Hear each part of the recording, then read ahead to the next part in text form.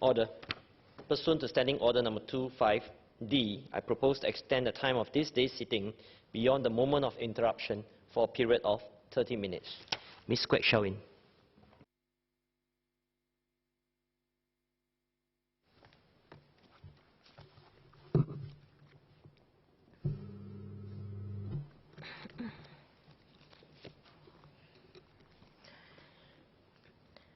Two months ago, Professor Tommy Koh invited me to speak on a panel at Tembusu College discussing Singapore's hopes for the next Prime Minister. The college had also selected a student leader to speak on behalf of his cohort.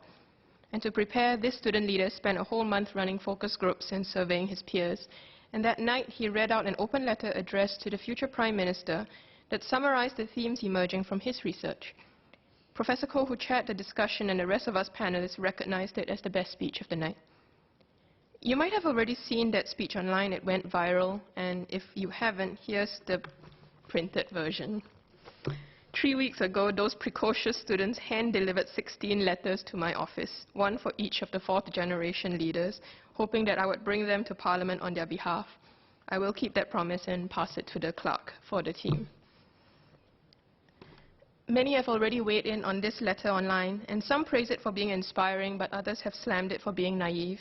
And whatever your inclination, it is worth a read because it reflects the perspective of a new generation of voters that will be making themselves heard regardless at the ballot boxes in the next few years. I was nominated into Parliament to give insight into youth concerns, so I will orient what is probably my last major speech around the three big questions in the students' letter, for they resonate with themes brought up by Madam President last week. The students' first question for their future Prime Minister is, how much do you trust us? This echoes Madam President's concern about the future leadership's ability to listen to, trust, and work with the people, particularly those with dissenting views. Their second and third question for their future Prime Minister is, how will you unite Singapore, and what is Singapore to you? This ties in with Madam President's call for leadership to deal with social inequality and cast a more inclusive future vision that can fire up the spirit of young Singaporeans. I will explore the questions and make suggestions that I hope are respectful enough of Madam President's call for bold change versus marginal tweaking. So first, how much do you trust us? In their letter, the students shared their uncertainty about whether their voice in the public square would be welcomed if they did not share pro-establishment views. They wrote, do you see us as equal partners, leaders you want to empower, or as citizens you need to govern? What kind of role do you trust us to play? We are prompted in school to think critically and voice our opinions, but we see some naysayers being treated negatively. We're encouraged to push boundaries, yet those of us who write articles online are reminded to respect existing boundaries. And we are taught it is important to learn our history, but are certain narratives preferred over others. The youth believe that having dissenting views doesn't mean they are any less passionate for Singapore's good or less loyal to Singapore's interests. They speak out because they care, and they want to see their leaders model curiosity and compassion in their engagement with divergent views.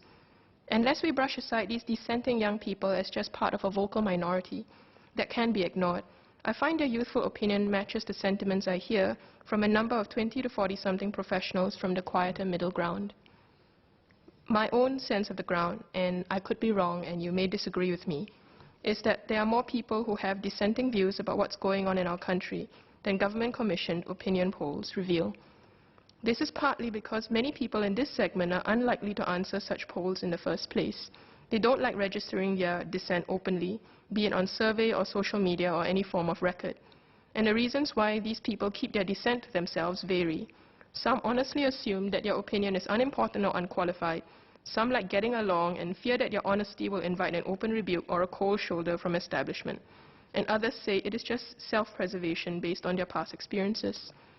Whatever it is, their quiet dissent is real, and such withholding of views may give leadership the wrong impression that all is quiet on the Western Front. The shock at the electoral results in the UK, US, and Malaysia have shown that some leaders can live in an unfortunate bubble, and sometimes it is not one entirely of their own making. It is a well-known phenomenon that one unintended effect of being in a powerful leadership position is that people surrounding you may start to presume, wrongly or rightly, that their job is to tell you what you want to hear rather than what you need to hear. One of the most poignant reflections I read about this problem was from former US Secretary of State General Colin Powell. To ensure he always had a clear picture of the ground, Powell said that he made his staffers stick to 4 simple rules. Tell me what you know, tell me what you don't know, then tell me what you think, and always distinguish which is which.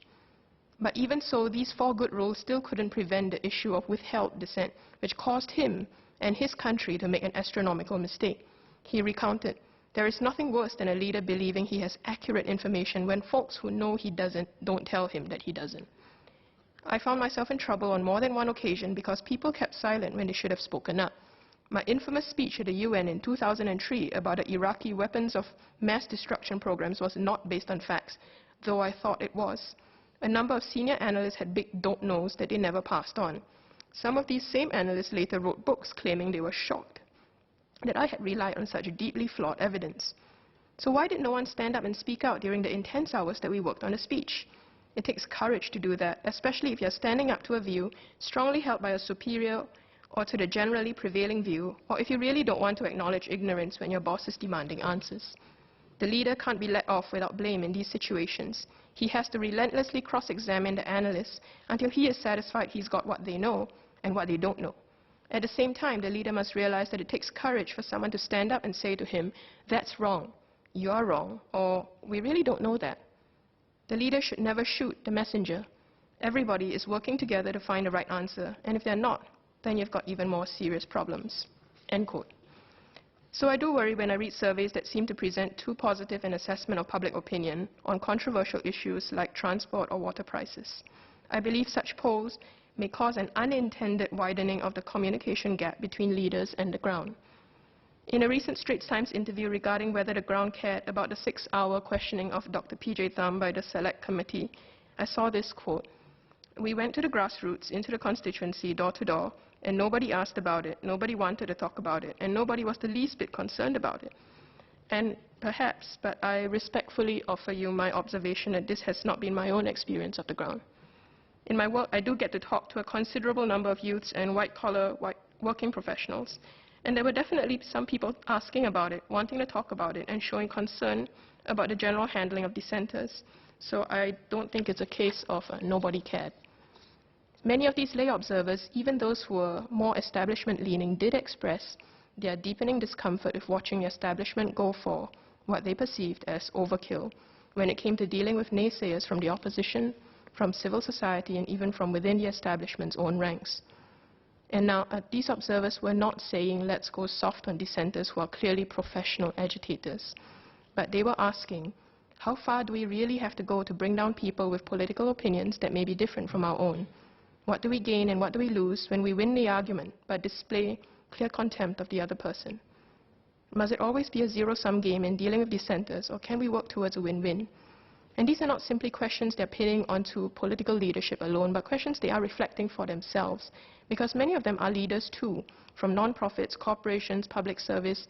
They do work that does require them to work with dissenting stakeholders, so they're always looking for inspiration and role modeling. One of Madam President's most memorable observations in her speech was about how the new leadership will need to listen to the views and feelings of the people, and by their words and deeds, show that they have heard. And this is how they will earn the right to lead. In each generation, the people and leaders must work with one another and forge their own bonds afresh. The student's letter shows us how a new generation of voters would like to work with the new generation of leaders who desire the right to lead them. They say, "We want you to trust that we do not disagree for dissent's sake, and that we can find unity even in the face of our differences with you. Disagreement is not weakness, and your appointment is a chance for a new way for our differences to be received. We truly believe that it is only in facing our differences together, openly, honestly, and fearlessly, that our discourse can be strengthened, outcomes can be sharpened, and our relationship can be deepened."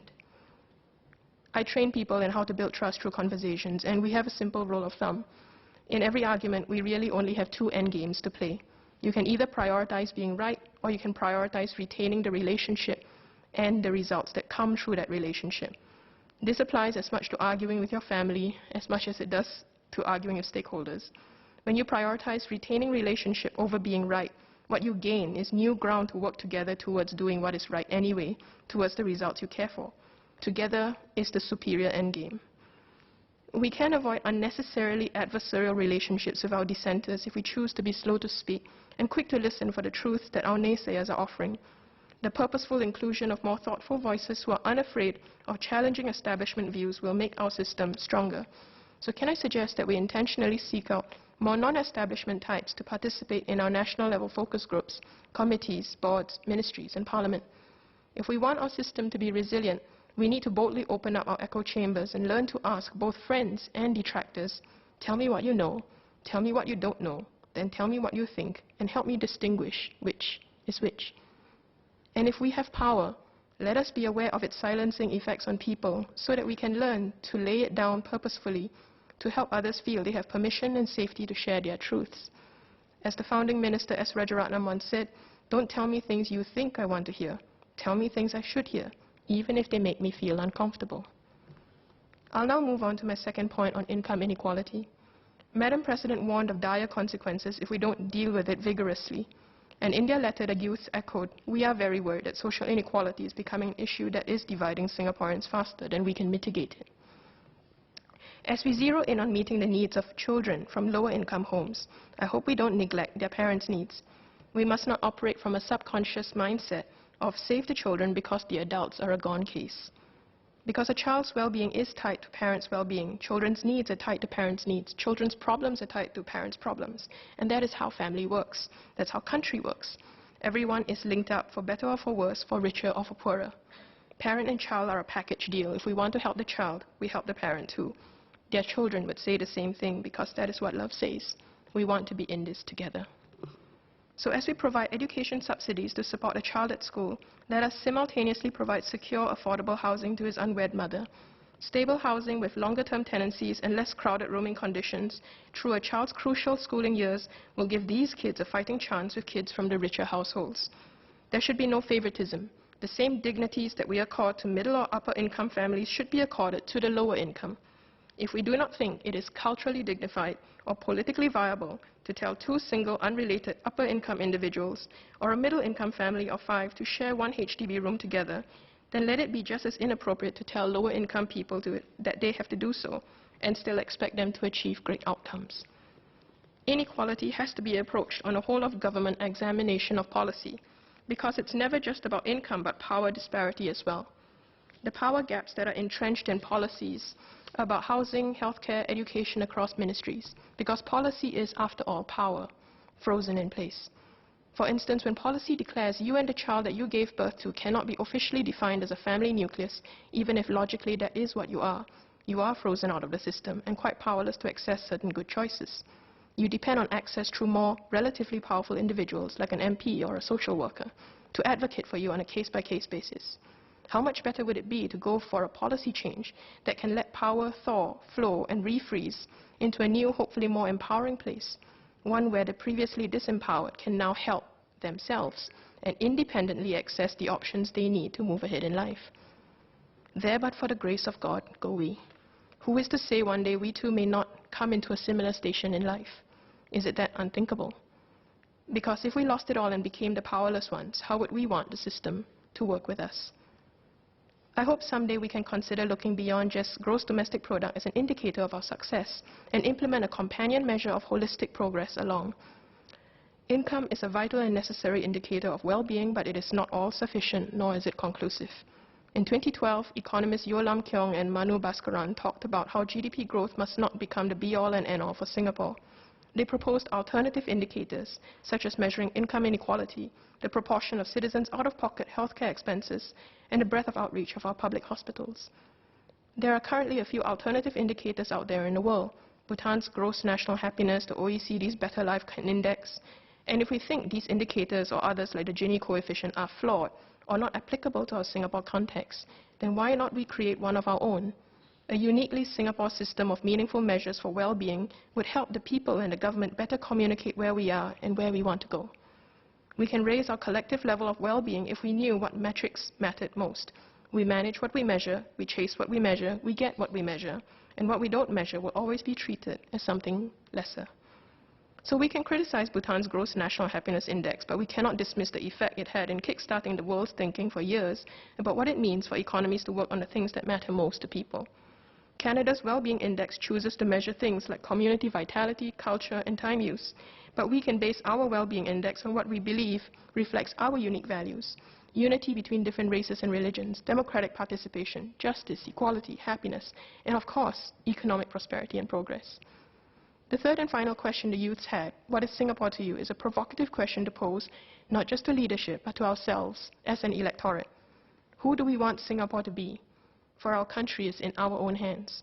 The votes we cast or don't cast, the positions we support or don't support, the donations we give or don't give, the risks we take or don't take, the people that we serve or don't serve. Singapore is as bold and as kind, as inclusive, as original, and as vital as we make her to be. Our country is us, the sum total of all of our choices, and that is the power of a people. The Prime Minister quoted Ecclesiastes yesterday, and it made me consider, much as we love our pioneers and admire the times our country came from, we cannot go back. For they say the past is like a foreign country. They do things differently there. Where it was their time to plant, perhaps now is our time to uproot. Where it was their time to tear down, perhaps now is our time to build up. And where it was their time to keep silent, perhaps now is our time to speak. There is a time for everything and a season for every one of us under the heavens. This is our time, and we must make of it what we will. We are not Lee Kuan Yew's, Goh Keng Swee's, or Rajaratnam's, and we need not pretend to be. They were who they were, and they were who they had to be. Those times and their times are past, but our time is now. We each must learn to be bold enough to live out who we are and dare to challenge who we could be. We need only be the best of ourselves, seizing the most of our times, steering our country our way. And if we are scared, then let the words of Mr. Chiam See Tong, Singapore's longest-serving opposition member, give us courage. When people praised him for being brave and stepping up to serve, despite being perceived as too ordinary, he said, I am not actually a brave man, but I love Singapore, and I love Singaporeans. So let our love find our way forward out of fear. Thank you. I support the motion and the future of our country. Leader of the House. Speaker, may I see your consent to move that the debate be now adjourned? I give my consent. Mr. Deputy Speaker, I beg to move that the debate be now adjourned. The question is that the debate be now adjourned. As many as are of the opinion say aye. Aye. To the contrary say no. I think the ayes have it. The ayes have it. Ms. Sherachan, resumption of debate. When would you want? Tomorrow, sir. So be it. Leader. Mr. Deputy Speaker, I beg to move that Parliament do now adjourn to 11 a.m. tomorrow. The question is that Parliament do now adjourn to 11 a.m. tomorrow. As many as are of the opinion say aye. To the contrary say no. I think the ayes have it. The ayes have it. Order, order.